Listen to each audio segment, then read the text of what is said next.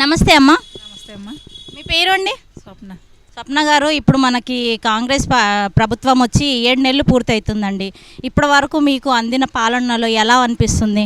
అందిన పాలన అంటే ఎవరికి ఏమి ఇచ్చిండ్రమ్మా? ఏమి ఇవ్వలేదు. డబల్ బెడ్రూమ్లు ఇస్తామని అన్నారు. కేసీఆర్ ఉన్నప్పుడన్నా కొంతమందికి ఇచ్చారు, కానీ ఆ సగం మందికి అసలు ఇవ్వలేదు.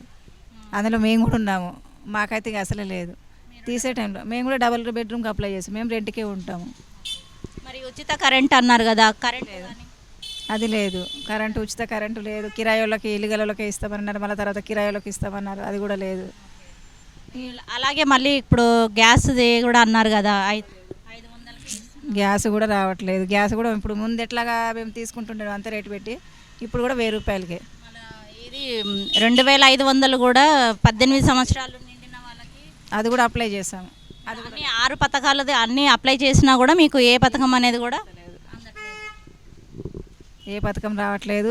ఏ పథకానికి ఇప్పుడు ఎప్పుడు చేస్తారో కూడా తెలియదు కదమ్మా. ఇప్పుడు మళ్ళీ ఎలక్షన్ టైం వరకు చేస్తాడో, మరి లేకుంటే ఈ మధ్యలో చేస్తాడో అనేది కూడా తెలియదు. మరి ఎలా ఉందండి ఈ ప్రభుత్వం? బాగుందా మీకు? గత కేసీఆర్ ప్రభుత్వం బాగుందా? బాగుందమ్మా. కేసీఆర్ ఉన్నప్పుడే బాగుంది. రేట్లు కూడా కొంచెం పర్వాలేదు. మాకేంటంటే ఆ డబుల్ బెడ్రూమ్ ఇస్తాడేమో, ఇల్లు లేని వాళ్ళకి ఇల్లు ఇస్తారేమో అని ఆశ ఉండేది. ఇక అంతట్లో ఎలక్షన్లు వచ్చేసేవరకు అది పోయింది. ఇంకా ఈయన వచ్చేసేవరకు అది కూడా లేదు. కేసీఆర్దే బాగుంది. కేసీఆరే బాగుంది. ఈయన కానీ వస్తే మళ్ళీ డబల్ బెడ్రూమ్ ఇస్తాడా, ఇల్లు లేని వాళ్ళకి ఇస్తాడా, ఇవ్వడా? జాగాలు ఇస్తామంటున్నారు, ఇన్ని గజాలు ఇస్తామంటున్నారు.